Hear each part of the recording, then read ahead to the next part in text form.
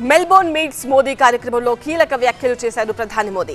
Operation సింధూర్లో Pak ఉగ్రవాద శిబిరాలను ధ్వంసం చేసిన శబ్దాలు ప్రపంచమంతా వినిపించాయన్నారు. మెల్బోర్న్ మినీ ఇండియా లాంటిదన్నారు. పౌర అణు ఒప్పందంతో రెండు దేశాల మైత్రి బంధం బలపడిందన్నారు. ఆస్ట్రేలియా మెల్బోర్న్ నగరం మినీ ఇండియా లాంటిదన్నారు ప్రధాని మోదీ.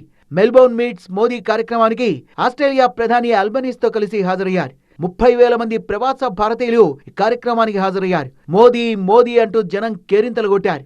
ఆస్ట్రేలియాలో అద్భుతమైన ఆతిథ్యం లభించిందన్న ప్రధాని మోదీ స్టేడియం అంతా జనంతో నిండిపోయిందన్నారు. గతంలో తాను సిడ్నీలో 2 సార్లు పర్యటించానని, మెల్బోర్న్ లో పర్యటించాలన్న కల నెరవేరిందన్నారు. అహ్మదాబాద్ లో అతిపెద్ద క్రికెట్ స్టేడియం ఉందని, మెల్బోర్న్ లో కూడా ఐకానిక్ స్టేడియం ఉందన్నారు. Melbourne show housefull blockbuster అని 12 ఏళ్లలో 3వ సారి ఆస్ట్రేలియాలో పర్యటించినట్టుగా తెలిపారు. ఆస్ట్రేలియాతో పౌర అణు ఒప్పందంతో భారత్కు చాలా ప్రయోజనం ఉంటుందన్న ప్రధాని మోదీ ఈ ఒప్పందం ప్రపంచ రాజకీయాలపై తీవ్ర ప్రభావం చూపిస్తుందన్నారు. ఆపరేషన్ సింధూర్లో పాక్ ఉగ్రవాద శిబిరాల్ని ధ్వంసం చేసిన శబ్దాలు ప్రపంచమంతా వినిపించాయన్నారు.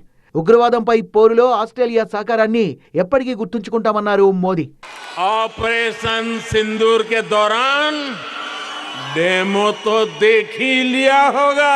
धमाके आतंकियों के अड्डों पर हो रहे थे और गूंज पूरी दुनिया में सुनाई दे रही थी.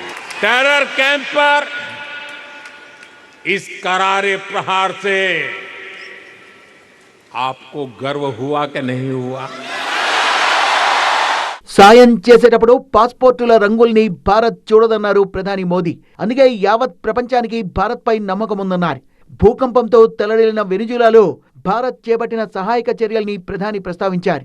భారత శక్తి పెరిగితే సమస్త మానవాళికి ప్రయోజనం చేకూరుతుందని ప్రధాని వివరించారు.